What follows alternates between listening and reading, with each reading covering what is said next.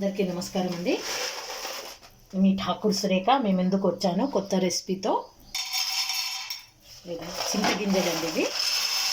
నేను స్టోర్ చేసి పెట్టుకున్న చింతగింజలండి. ఈ విధంగా వీటిని ఒక రోజు మొత్తం నీళ్ళల్లో నానిపి పెట్టుకున్నానండి.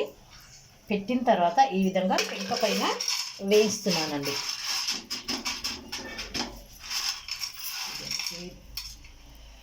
ఇలా ఎట్లా అంటే వేయించినప్పుడు ఈ పొట్టు ఇట్లా అంటే వచ్చేయాలండి. ముందుగా ఒక 20 గింజలను నేను ఇట్లా వేయించి పౌడర్ చేసి పెట్టుకున్నానండి. ఈ పౌడర్ను రోజు అండి మనం కర్రీ చేస్తాం కదా, ఏ కర్రీలో అయినా సరే అండి ఒక స్పూన్ వేయండి. ఇది వేయడం వల్ల ఏమవుతుందంటే పిల్లల ఆరోగ్యం చాలా బాగుంటుంది. మళ్ళీ పిల్లలకండి ఈ మధ్య చాలామంది పిల్లలకు, చిన్న పిల్లలకు వైట్ హెయిర్స్ వస్తున్నాయి, మళ్ళీ కాళ్ళ నొప్పులు, కళ్ళ అద్దాలు, ఇవన్నీ ప్రతి ఒక్కరికి వస్తున్నాయి కదండి. వయసు కాని వయసులోనే ఇవన్నీ వస్తున్నాయి. ముందటి వాళ్ళు ఏం తినేవాళ్ళో తెలుసా మీకు? ఈ చింతగింజలను తినేవాళ్ళండి. పొలాలకు పనికి వెళ్ళేటప్పుడు ఏం చేసేవాళ్ళంటే ఇలా వేయించుకొని పెట్టుకొని ఒక డబ్బాలో పెట్టుకొని 2 నోట్లో వేసుకునే వాళ్ళండి. ఇటు పని చేస్తూ ఇటు ఇది నమ్ములుతూ ఉండేవాళ్ళండి. ఈ చింతగింజల వల్ల ఏంటంటే మోకాళ్ళ నొప్పులు చాలా తగ్గుతాయండి. దీన్ని ఈ చింతగింజల పౌడర్తో ఇడ్లీ కూడా చేయొచ్చండి, పచ్చడి చేయొచ్చు, చారు చేయొచ్చు, ఎన్నో రకాల లాభాలు ఉన్నాయండి ఇందులో. ఒక్కసారి దయచేసి మీరు ప్రతి ఒక్కరు, ఈ వీడియో చూస్తున్న వాళ్ళు ప్రతి ఒక్కరు ఇలా చింతగింజలను స్టోర్ చేసుకొని మీ పిల్లల ఆరోగ్యం బాగా ఉండాలి అని అనుకున్న వాళ్ళు ప్రతి ఒక్కరు దీన్ని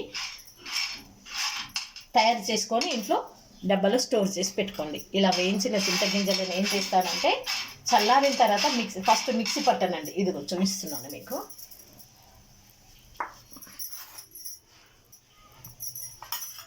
ఇదిగోండి, ఈ రోల్ ఉంది కదండి, బాగా వేగిన ఒక 2 చింతగింజలను వేస్తున్నానండి. ఇదిగోండి,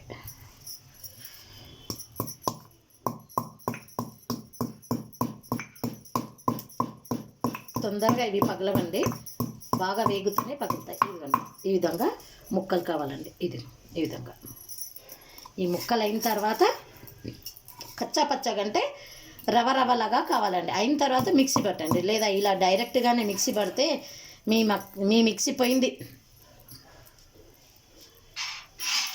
అంటే మీ మిక్సీ పాడైపోతుందండో.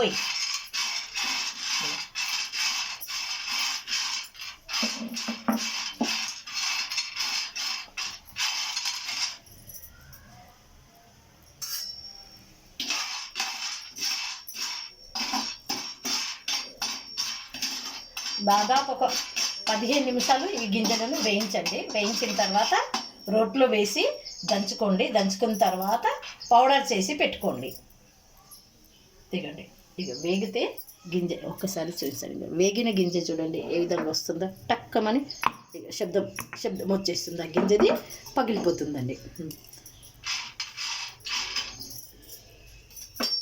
పిల్లలకు అందరికీ ఏదో విధంగా జ్వరం కానీ దగ్గు, జలుబు ఇవన్నీ వస్తుంటాయి కదండి. ఇలా రాకుండా ఉండాలంటే ప్రతి ఒక్క మహిళ మీ ఇంట్లో మీ పిల్లల గురించి చాలా జాగ్రత్త వహించండి. ఏంటంటే ఇలాంటి చాలా చింతగింజల పౌడర్, చింతగింజల చారు, చింతగింజల చట్నీ, ఇడ్లీ ఇవి తయారు చేసి మీ పిల్లలకు పెట్టండి. అంటే మీరు అనుకోవచ్చు ఇవి చేస్తేనే పిల్లలు ఆరోగ్యంగా ఉంటారని. మనం చేసే ప్రయత్నం మనం చేయాలండి.